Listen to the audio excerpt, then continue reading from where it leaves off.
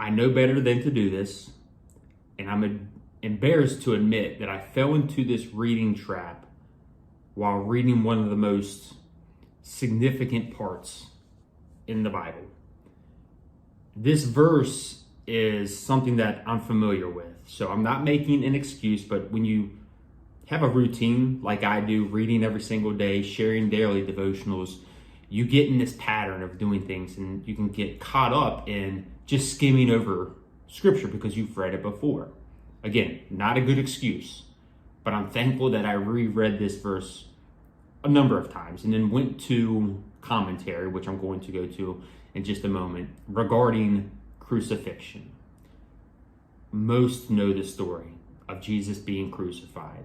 And scripture just simply says, and this is probably why it's so easy to read over it. It says, when they had crucified him, they divided up his clothes.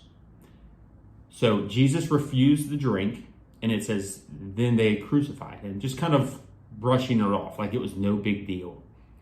But here's the thing. It is an incredible deal to be crucified.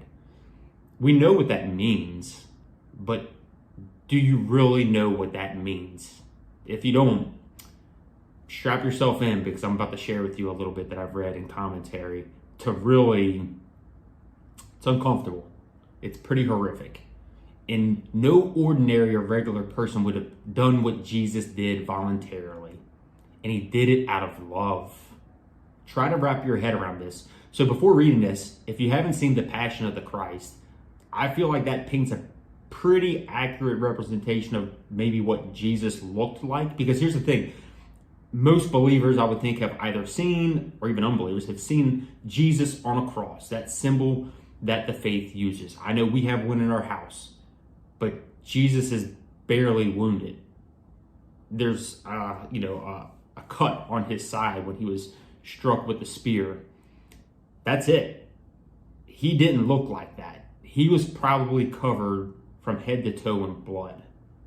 I mean, so gory that the details are left out. They're left out because the people that were during this time when crucifixion was so common, they knew what that meant. And I'm about to share with you what that means scientifically, what it means to be crucified. So in commentary, I read about this article that is found in the Journal of the American Medical Association. This is back in the 80s, and it's called On the Physical Death of Jesus Christ. And I'm going to paraphrase some of this because it's a lot.